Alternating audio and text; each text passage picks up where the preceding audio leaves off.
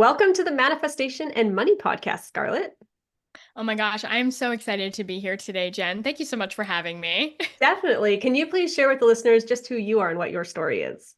Yes, absolutely. So my name is Scarlett Stanhope, aka the Biz Hippie, and I am an abundance coach. And so what I do is I help individuals, especially entrepreneurs, healers, coaches, transform their relationship with money from the inside out. In my work, I combine tangible money management techniques so you can feel really in control of your money and feel really confident with your money. And I combine that with really important scarcity dispelling, coaching, deep transformational inner work techniques that help you really own your worth and step into your next level of abundance. And when you combine these together, that's when you can make living your most abundant life a reality right here, right now.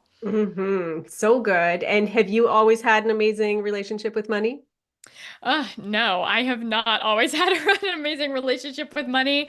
I have always had a quote, good relationship with money, but that didn't always mean it was a healthy relationship with money. It's kind of like, if you're in a romantic relationship with someone and it looks really great on the surface, like from the outside, where you're like, oh, they have the fancy car and they go on trips often and things like that. But inside, really, the relationship is chaos. That's how I would describe my past relationship with money, where even though I was really good at saving and I started working from a young age and I like didn't have credit card debt and paid for college out of pocket and had no student loans, I was checking a lot of awesome boxes in terms of money and what is societally deemed like being good with money. I was really letting money control my life and letting money dictate what careers I did, what I chose to do, what I chose not to do. And really, money had control and power over me. So even though I was like doing good with my money, really, I felt unfulfilled and dissatisfied with my life and was going down this really harsh downward spiral and found myself in a intense rock bottom. And in order to break free from that, transforming my relationship with money played a huge role in that because I had to redefine success and redefine what was most important to me. And money has definitely had a huge impact in that journey. Yeah, definitely. So, how did you shift from chasing those, I guess, external validations in a sense to living in alignment with purpose? There was many years of a process, but some of the foundations that played a role in that was developing deeper layers of self-trust, self-love, self-confidence, rediscovering who I was and the kind of life I wanted to live because I had just been motivated by success and perfectionism and what I should be doing and like getting good grades and checking boxes and doing it right. So peeling back those layers and saying, oh, if I remove this expectation of doing it right and who I should be, then what is actually important to me? What do I value? What do I want to prioritize? What kind of life do I want to live? And so uncovering and discovering that, and then very actively choosing to make that my reality, even if it was uncomfortable or challenging or scary, or I felt like I had to kind of like fight my family to be like, no, this is what I'm doing. This is what I'm choosing. So it was a very active process of discovering who am I? What kind of life do I want to live? And how can I actively choose that life every single day and commit to living that life? I love that so much. That resonates with my belief system. And I feel like my story is so similar to yours in the, yeah, you're just checking off the boxes and that can feel so hollow, even though you feel like you're doing everything right. So I hope the listeners, if you didn't catch those questions that she was asking herself, go back and listen to that because to allow yourself permission to dig into what do I want? If you're in that darker place where you've never really allowed yourself to consider what's possible, it can actually be challenging to. I remember the first time I ever was like attending a big personal growth event and I was in a room with thousands of people and we did this exercise called the time machine where you flash forward 3 years and you're just like, my life is amazing. Here's how everything worked out. This is what I do. And you just really embody that vision. And I had such a hard time with that exercise. I was like, have never even thought about this before. I didn't even realize it was an option for me to think about what my life could be like. And I remember breaking down and crying, and it was so uncomfortable, so challenging because I had never really allowed myself to consider these possibilities or that vision before. So, depending on where you are in your journey, you might be like, I'm a visioning pro. Of course, I know exactly what I want, but maybe you're not. Maybe you're earlier on and you're like, self-discovery, abundance journey. And it is uncomfortable to really let yourself imagine what is possible and ask yourself the kind of life you want to live. Yeah, definitely. And isn't the bizarre part there, that is literally a process that we're doing in our head. Sure, we can do the vision boards and all of that, but just to sit with yourself and allow yourself to go to that place and dream big of the world of possibility, that can feel scary. And you're not even, nobody else even knows what you're thinking, right? It's just you Hmm. and your thoughts who are shaping your reality. And that can feel like a scary, scary place sometimes. Yeah, absolutely. And I mean, there's reasons why. There's reasons why our mind keeps us stuck where we are and holds us back from not only imagining the possibility, but also going for it too. And I think this is part of the pattern that keeps people stuck in an unfulfilling life, in a life rooted in scarcity and not enoughness, and holds them back from going all in on their vision, going for their entrepreneurship leap of faith, being able to say yes to the kind of life they want to live. Hmm. Yeah, that's so true. Let's talk about to your approach with money then. How did you transform? Because you said you had a good relationship with it. How have you tweaked your relationship with it? Yeah. So for me in my journey, I had the good foundations of being responsible with my money, managing my money, being able to track my money. So I had those types of foundations, but I didn't have the abundance mindset. I was living a life very much rooted in scarcity, lack, not enoughness. And that's very, very common for the work that I do with my clients is actually they often have both of they're in this scarcity mindset. They don't believe that they are worthy and deserving, right? Because it's not just about money. Your relationship with money is also just a reflection of your relationship with yourself. So when we do this deep inner money healing, it's actually a really deep personal growth and transformation. That's one key component is that internal world, the thoughts, the feelings, the beliefs, the stories, the narrative that you have around money, self-worth, scarcity, fear, lack. There's that component. And then there's the tangible component of managing, tracking, being intentional, being conscious, being strategic with your money. And for me, it was healing my own self worth and learning to step into the mindset, the belief, the energy of abundance. But for my clients, really, they often have an aversion to managing their money, tracking their money. And there's a lot of fear and stress and overwhelm around that. And at the same time, they're trying to take this leap of faith in themselves, run their own business, leave the traditional 9 to 5 job. But money is literally the thing holding them back from doing that. And money is also the thing blocking a flow of abundance in their business. Really learning to be in control of it and manage it. And also doing the important inner work that ties into that is so important. Otherwise, you're really unable to actually pull off your abundant vision. You're unable to take that leap of faith. You're unable to actually land sales and make money in your business if there's scarcity holding you back. And also, if you're not in control of your money and you feel like your money is in control of you. Yeah, totally. So you mentioned fear in there. So if somebody has a fear, one of those fears based around money, what kind of strategies do you work with on people to kind of dispel that? So, the whole first month of my program, before we even start to actually look at your money and manage and track your money, we are just diving into deep internal awareness around scarcity. And those are the foundations. And so, I teach my clients how to uncover what I call scarcity seeds, which are the scarce based beliefs that define you, your relationship with money, and the way that you see the world as well. So, first, uncovering the scarcity seeds that resonate for you and the scarcity seeds that have been currently impacting you. Then, I teach my clients how to pull out these scarcity seeds through a coaching technique called story work, where we find the moment in time from childhood or young adulthood where these scarce based beliefs were implanted, where you learned something about money because something happened, like small trauma, big trauma.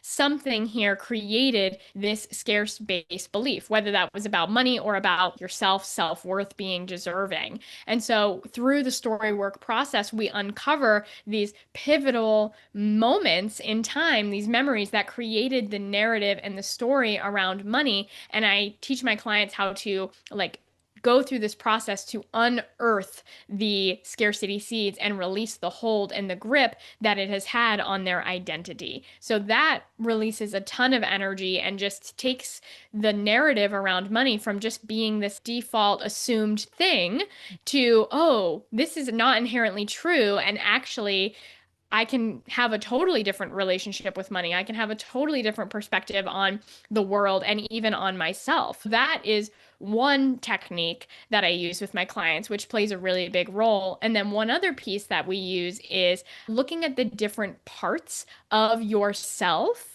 and what motivates them, what drives them, and how that impacts how you are currently creating this life that you are living. And finding the parts of you that are rooted in fear and scarcity and therefore are keeping you in your current comfort zone and are preventing you from stepping into your next level of abundance. When we bring such deep awareness to our scarcity seeds, our scarcity stories, and our scarcity selves, those things no longer have power over you. And basically, what happens is my clients see very clearly how they are actively creating the reality that they're currently living, and now suddenly have more power and control over their ability to shift that reality into one that's more in alignment with where they want to go and the life they want to live. That must be really fun to watch. The aha moments and that shift happening for people. I really believe that your relationship with money is not about money. Money is actually a perfect reflection of you, your beliefs about yourself and your beliefs about the world. It's kind of like if you're in a relationship with another person, maybe even, let's just say, a romantic relationship. That other person is a mirror for you, and they're going to bring up your beliefs, your fears, your patterning, your trauma, your mindset, because you're going to trigger each other and impact each other and play out these narratives that you've likely played out before in your life, right? And that other person is a reflection of you and your beliefs on the world. But it's kind of a blurry reflection because that other person is also bringing in their own stories, their mindset, their narratives, their traumas, their triggers, and they're bringing that to the relationship as well. As you're in the relationship, you kind of have to pull apart which of this is you and your junk, and what of this is me and my junk, versus money is a perfect, clear mirror because it's not bringing anything to the table except what you project onto it, what you have been taught to believe about money based on society, based on what you were taught growing up. Money doesn't grow on trees. If you have a lot of money, you're a bad person. Asking people for money for my services makes me an evil, bad, wrong person. I'm taking something from them. I'm not good enough. I'm not worthy. I'm not deserving, right? All of that is projected onto your money. So, whatever your current financial situation is, it is here for a reason, and it is because you are creating it subconsciously without even knowing it, but based on your beliefs, your patterning, your mindset, your identity, and your self-worth, you are the one creating your current financial situation. So when you change your relationship to yourself, when you shift your identity and your beliefs within yourself and around money, that is what transforms your whole financial situation. Interesting perspective there. And to think of it, money as a mirror too, is I automatically go to thinking of, okay, all the person has to do then is look at their bank account to see, is it in the red? Is it sitting at zero? Is it really high up? To kind of know then where your beliefs and your values are sitting if you're using that as the thermostat to gauge the reflection of those two things. Yes, absolutely. And it doesn't necessarily have to be all amount based. I think amount plays a huge role into it, but it's more of your thoughts and your emotional response to this situation and also to money in general and to the amount. If you're someone that believes having a lot of money is evil and bad, whether that's a conscious thought or not, then you having a low amount of money, on the one hand, might cause you a lot of money stress, and you might be thinking, oh, I wish I could have more money often. But at the same time, there's another part of you, there's another self within you that is like, oh, thank goodness I'm not an evil person. I'm a good person because I don't have a lot of money. And it's these conflicting beliefs and these conflicting selves that keep you in this current situation that you're living in. So recognizing like there's a way that you're creating the situation, and it's by uncovering not only how much do you have, but what's your relationship to how much you have? How do you feel about it? Fascinating. And to think of yourself having multiple selves kind of sounds creepy, right? But you can feel that because you know there are things that you want and that there are parts of you that are terrified of that same thing that you want, right? So, what kind of energetic work do you do?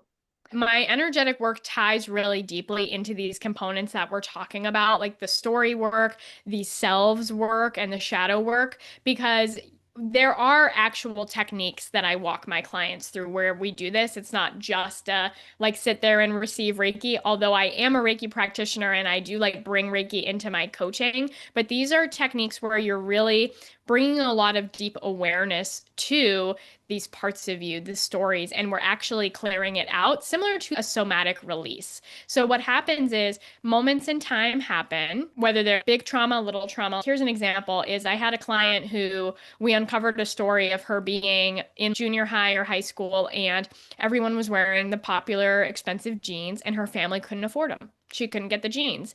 And that's just like a blip in time. She was like, oh, I didn't even remember this until doing our coaching work. And yet, that moment in time instilled the belief in her of we don't have extra money, we don't deserve the fancy things, right? There's a lot of meaning that comes from that. So when moments in time happen, it instills a belief, and also it can trap the energy in our body if we don't process through the emotions, right? Maybe she's a teenager who feels very upset about it, and then her parents are kind of like, this isn't important, like shut it down. You should be grateful for what we have. And she's taught to shut down those emotions and not to fully process and move through that energy. So now you have this instilled belief and you have trapped emotions around it, and it just becomes your identity. It just becomes your reality. So when you go through this deep awareness process and the process of also creating space between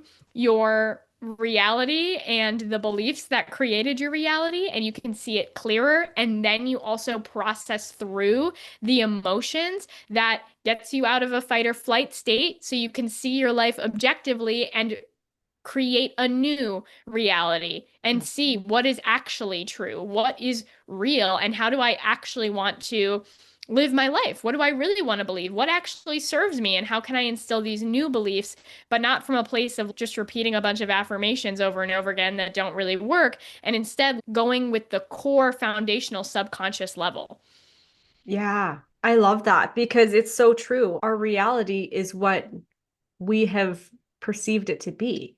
I could be in the same situation as my two siblings, yet we could each have a different perception and a different way that we saw that situation and be carrying that forward into our life. And we've shaped a belief about that. We have our own opinion on that.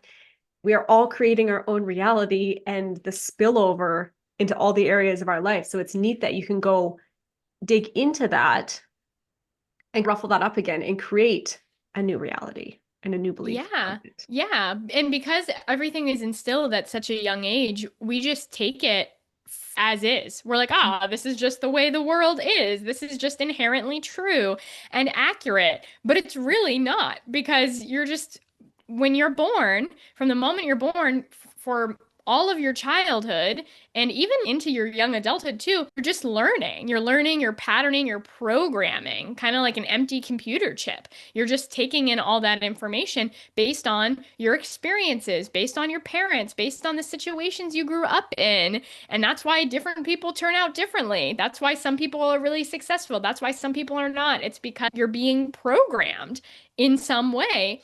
And the thing that not everybody realizes is that you can change the program. It doesn't have to be inherently true. Yeah.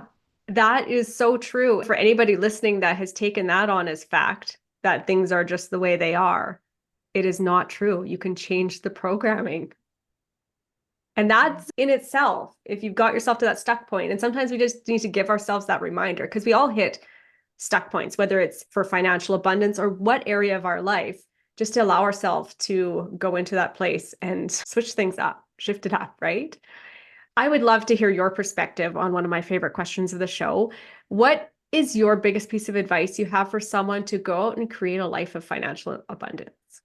I think the biggest piece is recognize that you are the one in control of your life. Because, yes, you might have these default patterns and programs that are impacting you. And also, it's fully in your control to shift that narrative. And when you do shift the narrative, it really does show up and impact your actual reality in really big ways. I see it all the time with my clients. When you make these internal mindset shifts and internal perspective shifts, the world just opens up with possibilities you weren't even considering or didn't even know were an option before. So you have control over the internal narrative. And also, when it comes to tangibly with your money, you're also in control of your money and in control of your life as well. Sometimes, especially when clients come to me, they feel like money is in control of them. Money is telling you what you can do, what you can't do, and it's holding you back from really living the life you want to live. But money is not in control of your life. In fact, you are in control of your money right now, whether you're aware of it or not. So when you learn to really see your money clearly, manage your money, track your money, and you do this internal work around your money, that's when you put that power and control back in your hands, not only for your money, but how you live your life. And really, you can wield your money as a powerful tool to actually create the life you want to live instead of it being the thing holding you back from it. So good. Thank you for sharing that. That's why it's my favorite question of the show, because it's always tweaked slightly onto who my guest is, but to have so many fun guests on here with areas of expertise and really be able to pick their brain and go into those golden nuggets, right? I love it. And I would love for you to share with the guests where they can reach out and find you. And I think you have a fun gift to share with them too. Yes, absolutely. So I would love to continue this conversation. I always love to hear what like resonates with people. So there are a couple different ways that you can connect with me. If you're curious to learn more about the work I do and having a conversation about your relationship with money, you can book a free 30-minute abundance activation session with me where we'll be exploring your current scarcity seeds, uncovering those, tapping into your vision and getting clear on where you want to go, and then mapping a path to help you get there. And then if you want to explore receiving additional support with this work, we can have that conversation as well. And you can book that session with me at my website, thebizhippie.com/activate. If you just want to connect more, I am on Instagram at the Biz Hippie. And then one other fun thing I love to offer is if you're curious to know a little bit more about your money mindset and you're unsure of where you're at after hearing this whole conversation, I have a free quiz which will help you see what type of money mindset you are. And you can take that quiz also on my website, thebizhippie.com/quiz. All right, fun. I will link all that in the show notes so it's easy to click through for people. And thank you so much for joining me on the show today, Scarlett, and having this conversation. Thank you for having me, Jen.